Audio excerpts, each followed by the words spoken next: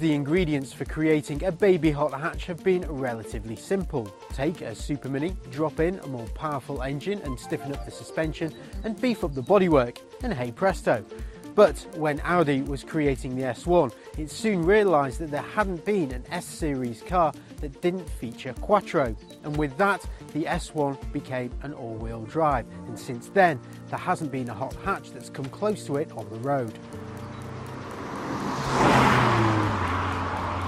Power is delivered 60-40 bias towards the front wheels, but when you get your toe down it will change it to 50-50. That means it can get the power down quicker than many of its rivals. How quick? Well, the figures speak for themselves. It'll do 0 to 60 in 5.8 seconds. That's nearly a second quicker than the Ford Fiesta ST and the Clio RS, and it'll keep going to a top speed of a staggering 155 miles per hour. Once you've realised it's the same 228 brake horsepower turbocharged 2-litre 4-cylinder engine that's used in the Audi TT or the Volkswagen Golf R, then you won't be too surprised at the performance figures, or the fact that this is an excellent hot hatch when driven at speed.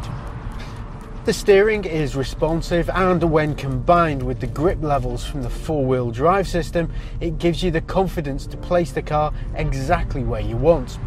The body doesn't lean and the gear shift is light and precise. Accelerates hard and there's no torque steer, which is something that afflicts many high-powered front-wheel drive rivals. The S1 features Audi's Drive Select, which allows the driver to set the car up depending on how they're going to be driving it. So for example, dynamic mode will weighten up the steering, firm up the dampers and increase engine noise.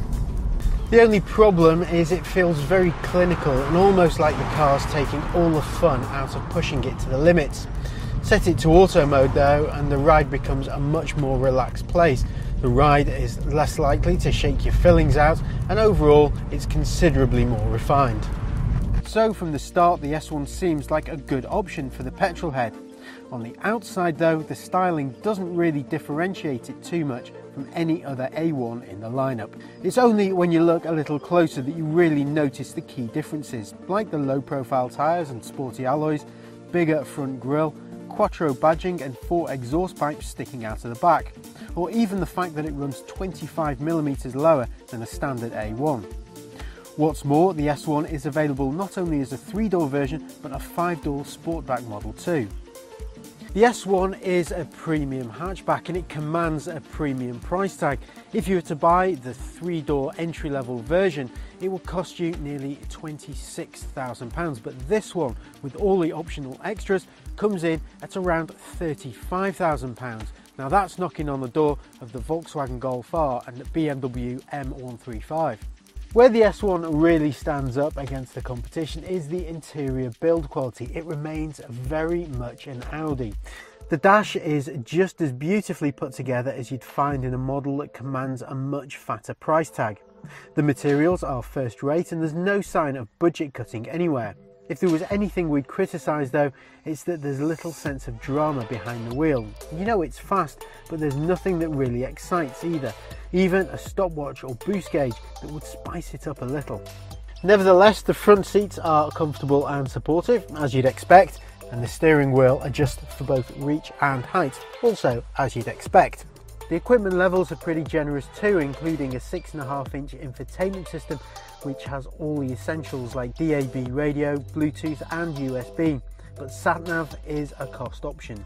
One area the S1 falls down is usability. If you want practicality to match performance, then you need to look at the more powerful S3. The S1 is really best suited to anyone who rarely carries more than one extra person and a little luggage. By adding a four-wheel drive system, boot space has been compromised by around 30% over a standard A1. That means you'll now get around 210 litres. This can be expanded to 860 litres by folding down the rear seats. If you do love the A1 though, but do want a bit more space, then it's worth considering the bigger 5-door version.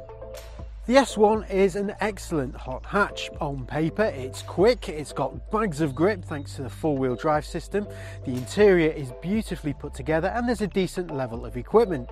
The only downsides though are that it doesn't have the same sense of occasion that you may find in some of its rivals. Plus there's the other issue of that rather exuberant price tag.